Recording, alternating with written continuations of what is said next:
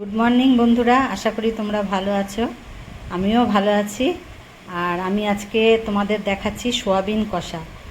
এই রেসিপিটা তোমরা পুরো দেখো, আর তোমাদের যদি ভালো লাগে তোমরা লাইক করো, শেয়ার করো, কমেন্ট করো, আর যারা সাবস্ক্রাইব করেনি তারা করে নিও। প্লিজ আমাকে একটু লাইক করো তোমরা। সোয়াবিন কষার জন্য আমার লাগছে সোয়াবিন, গরম জলে ভিজিয়ে রেখেছিলাম, ভিজিয়ে ছেঁকে নিয়েছি। পেঁয়াজ কুচি, তেজপাতা, আর একটু পেঁয়াজ রেখেছি আলাদা, আর আলু হলুদ মাখিয়ে রেখেছি, সর্ষের তেল, ধনে গুঁড়ো, জিরে গুঁড়ো, টক দই, কাশ্মীরি লঙ্কা, মিট মশলা, হলুদ, আদা বাটা, রসুন বাটা, নুন, আর এখানে গরম মশলা, এলাচ, দারচিনি, লবঙ্গ। সোয়াবিনের মধ্যে আমি পেঁয়াজ কুচি নিয়ে নিলাম, এই ধনে গুঁড়ো এই ছোট্ট এই চামচের 1.5 চামচ, জিরে গুঁড়ো দেখো ছোট্ট চামচের, যেরকম তোমরা পরিমাণ মতন করবে সেরকম অনুযায়ী আন্দাজ মতন দেবে। ধনে গুঁড়ো, জিরে গুঁড়ো দিলাম। এই আদা রসুনের পেস্টটা পুরোটাই দিয়ে দেবো যেটুখানি নিয়েছি আমি। হলুদ দিচ্ছি, কাশ্মীরি লঙ্কার গুঁড়ো, আর এই যে মিট মশলাটা। নুনটা আমি এখন দিচ্ছি না। আর টক দইটা দেবো, দিয়ে আমি এটাকে মেখে রাখবো। পুরো টক দইটা আমি দিচ্ছি। আমি এখানে 4 চামচ টক দই নিয়েছি।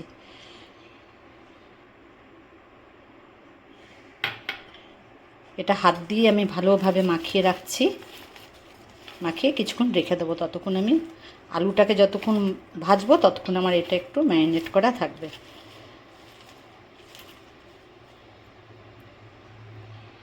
এই যে সোয়াবিনটা আমি ম্যারিনেট করে রেখে দিলাম। এটা একটু সামান্য সর্ষের তেল, দিয়ে এটা মাখিয়ে রাখবো। আচ্ছা, এখানে আমি তেল গরম করেছি। এবার আমি আলুগুলো ভেজে নেব। প্রথমে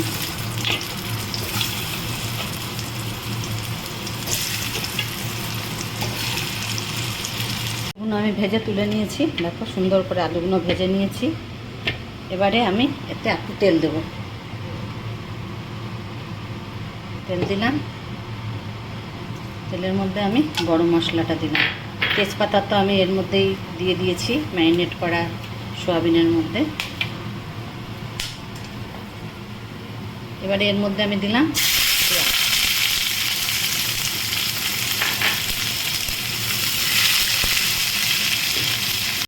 পেঁয়াজটা ভাজা হয়ে গেছে। এবারে এর মধ্যে আমি ম্যারিনেট করা সোয়াবিনটা দিয়ে দেবো।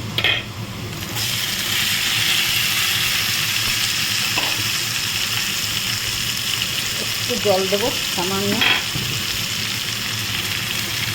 বাটিটা ধুয়ে দুধটা দিয়ে দেবো।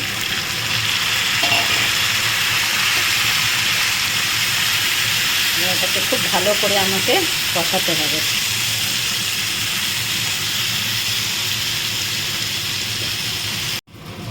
আমি কষানোর সময় এর মধ্যে আলুটাও দিয়ে দেবো, কারণ আলুটা তো আমি বড় বড় দিয়েছি, বলতে টাইম লাগবে। আলুটা দিয়েই আমি এটাকে কষাবো।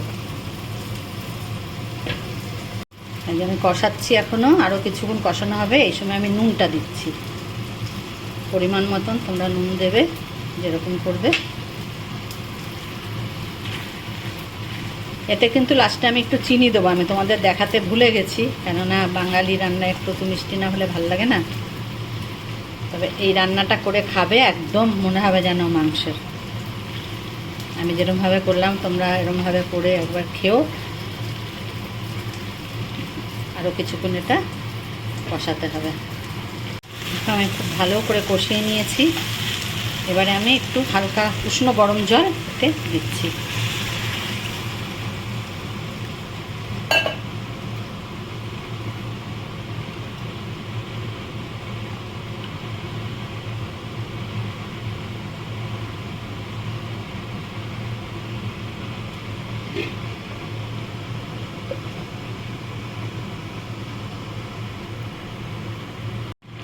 দেখো এটা আমার হয়ে আছে। এবার আমি এটাতে একটু মিষ্টি দেবো।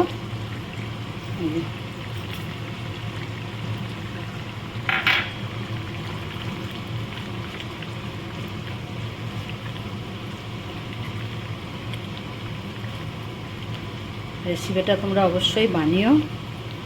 আর তোমরা তো আমাকে কেউ কমেন্টও লেখোই না, কমেন্টে আমি কেমন করছি না করছি, কীরকম কী ভুল হচ্ছে আমাকে সেগুলো তোমরা অবশ্যই কমেন্টে জানিও। হয়ে গেছে আমার রেসিপিটা।